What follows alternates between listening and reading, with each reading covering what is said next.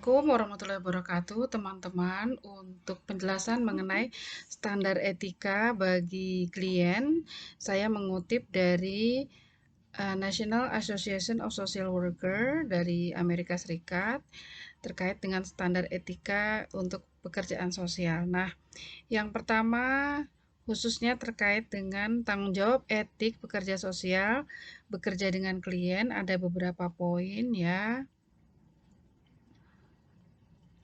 Yaitu yang pertama adalah self determination. Jadi, prinsip bahwa klien itu memiliki hak untuk memutuskan nasibnya sendiri. Nah, ini merupakan kode etik pekerja sosial di mana pekerja sosial menyerahkan sepenuhnya kepada klien ya, karena klien yang memiliki masalah, yang memiliki kehidupannya, sehingga sudah sepantasnya apabila klien itu memiliki hak self determination atau memutuskan nasib sendiri.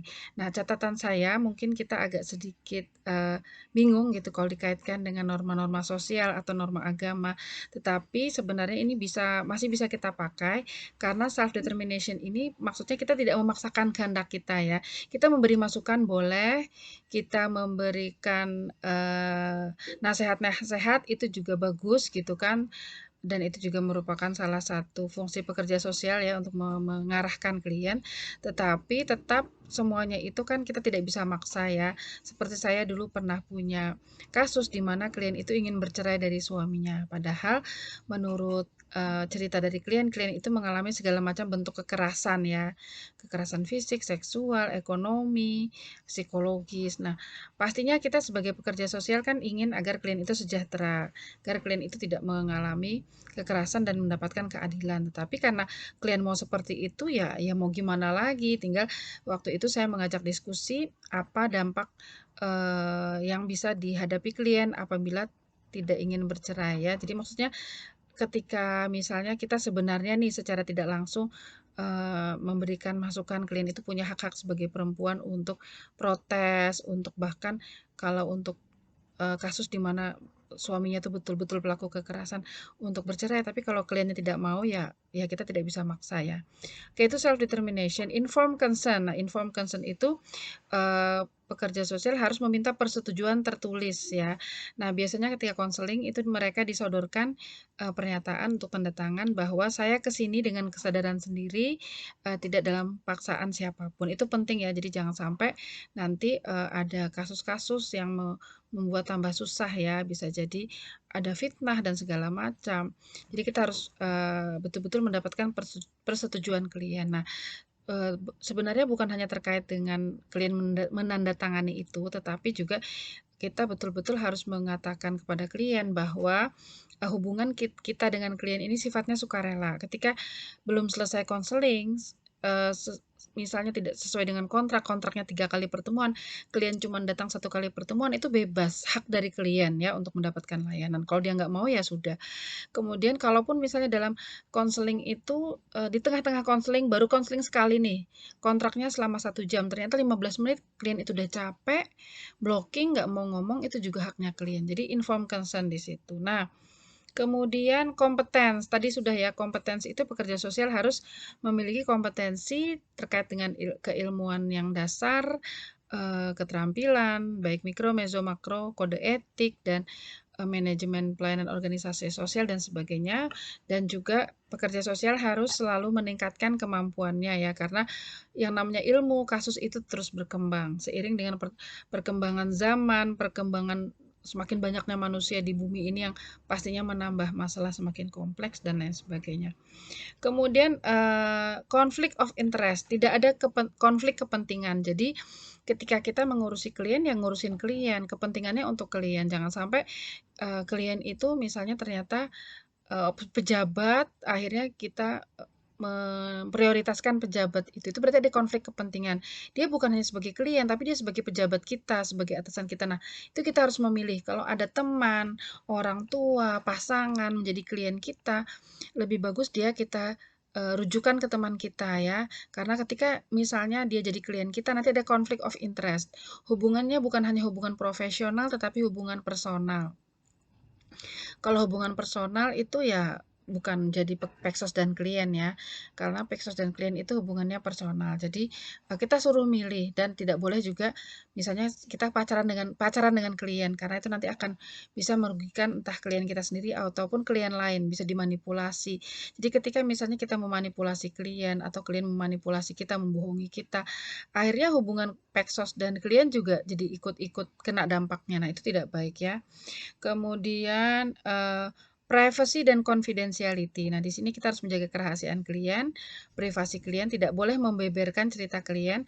Kalaupun kita ingin akan melakukan case konferensi kasus, mendiskusikan kasus itu di lembaga, mengundang stakeholder meminta masukan, itu namanya kita samarkan, daerahnya kita samarkan, betul-betul konfidensial. Jadi kalau untuk kepentingan pembelajaran, pengetahuan boleh. Tapi untuk kepentingan gosip pastinya tidak boleh dan, juga privasi di sini kita membuat bagaimana proses konseling itu jangan sampai ada yang dengar ya. Misalnya kita atau ada yang tahu misalnya catatan kasus klien itu kita taruh di email atau, sesuatu yang bisa diakses oleh orang lain, misalnya email kita bisa di-sharing oleh orang lain itu juga nggak boleh. Jadi betul-betul catatan kasus, proses konseling di ruangan yang privacy, tidak ada orang lalu lalang, itu juga, bagian dari confidentiality, selain menjaga kerahasiaan secara umum. Nah, kemudian, kewajiban yang lain adalah sexual harassment, no sexual harassment, tidak boleh melakukan pelecehan seksual terhadap klien. Kemudian derogatory language, bahasa-bahasa yang, merendahkan, eee, meremehkan, bully, body shaming, itu nggak boleh ya. Sebenarnya terhadap orang lain pun tidak boleh, apalagi terhadap klien, karena mereka mungkin punya problem kepercayaan diri. Dengan kita mungkin bercanda, "Oh Mbak kok tambah gemukan?" Nah itu juga takutnya body shaming ya. Jadi lebih bagus, tidak usah fokus kepada hal-hal yang bersifat fisik ya, kecuali untuk melakukan pujian. Misalnya, "Oh Mbak, alhamdulillah sehat," gitu, "gimana kabarnya?" Tidak usah komentar-komentar. Apalagi kalau yang betul-betul meng-attack personal ya, misalnya dia punya kekurangan apa di masa lalu yang kita tahu, itu kita ungkit-ungkit atau menghina, itu pasti sangat, eee, tidak diperbolehkan. Kemudian, payment for services. Nah, di situ bayaran untuk klien itu harus dijelaskan di awal konseling. Kalau memang harus membayar, bayarnya berapa gitu ya. Kalau tidak membayar ya juga disebutkan ya. Jadi ada kontrak akad, kalau dalam bahasa Islam itu disebut akad dan itu harus menjadi kesepakatan. Jangan sampai di akhir konseling baru kita kasih tahu biayanya 100.000, padahal mungkin itu memberatkan ya bagi klien itu. Nah, kemudian, klien who lack decision making capacity atau klien yang memiliki kekurangan, atau kelemahan dalam kapasitas memecahkan masalah. Ini juga harus kita beri perhatian. Biasanya klien yang tidak bisa membuat keputusan ini adalah klien anak-anak, dia nggak paham. Atau ada klien yang, punya gangguan mental, punya gangguan ingatan, atau dia mengalami halusinasi, delusinasi, sehingga ketika saat itu tidak bisa membuat keputusan. Nah, di sini kita harus cari, walinya, orang tuanya siapa yang bertanggung jawab. Dan sebenarnya pekerja sosial pun bisa membuat membuat keputusan atas nama klien. Misalnya klien itu akan dioperasi. Ketika kita mendampingi klien misalnya membantu dia untuk mendapatkan akses layanan kesehatan, dia harus dioperasi. Nah, itu kita harus minta persetujuan dengan keluarganya untuk tanda tangan, informed consent. Dan kita pun kalau dalam situasi yang betul-betul tidak ada, misalnya klien itu anak jalanan, tidak ada orang, siapapun itu kita bisa mewakili klien menjadi walinya ya. Tapi sebenarnya istilahnya bukan wali, tapi kita bisa mendapatkan informed consent dari klien. Kemudian interruption of services. Nah, jadi interruption of services maksudnya layanan yang diinterupsi di tengah-tengah. Itu sebisa mungkin kita tidak melakukan itu kecuali kalau betul-betul kita sakit, kalau tahu betul-betul kita meninggal dunia, hal-hal yang betul-betul emergensi. Tetapi kalau klien boleh melakukan itu kapan saja, itu kita tidak bisa menuntut. Tapi interruption of services ini maksudnya pekerja sosial tidak boleh menginterupsi layanan sebisa mungkin.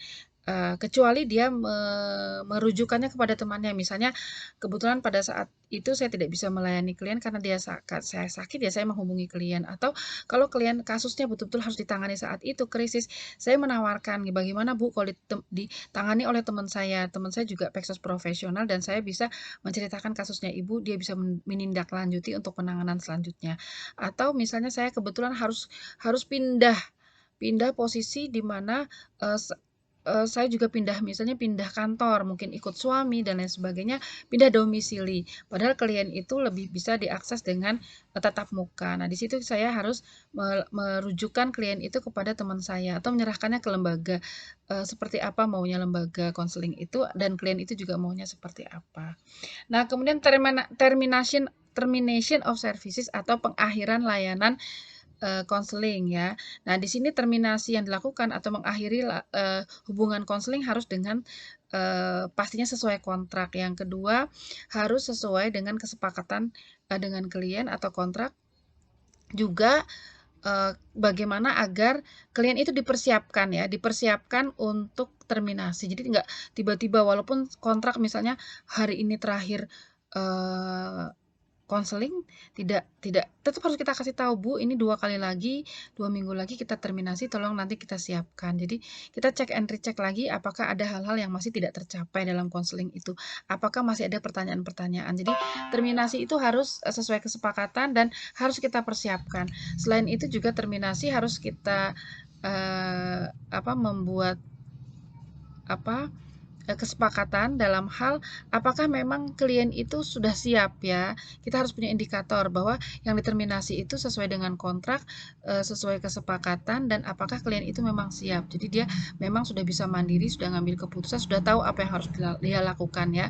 Jadi sudah assessment, sudah eksplorasi masalah dan sudah kita pandu untuk problem solving dan dia sudah tahu apa yang dia lakukan. Nah, berarti dia sudah siap untuk determinasi. Kemudian referral for services, rujukan-rujukan ya, baik kepada kita minta teman kita yang menangani, menindaklanjuti ataupun dengan lembaga lain. Kalau kita tidak memiliki layanan itu, kita harusnya melakukan rujukan ke lembaga lain. Jadi kita harus punya jejaring, harus punya pengetahuan lembaga apa yang bisa menindaklanjuti. Kemudian sexual relationship ya, tidak ada sexual relationship terhadap klien. Kemudian impairment of colleague ya. Jadi jangan sampai kita mengakibatkan dalam layanan kita itu bisa mengakibatkan hal-hal yang buruk untuk teman kita atau sebaliknya teman kita itu bisa mengakibatkan hal-hal buruk dengan klien. Jadi betul-betul kita harus memastikan bahwa klien itu aman ya dan bahwa klien itu nyaman. Kemudian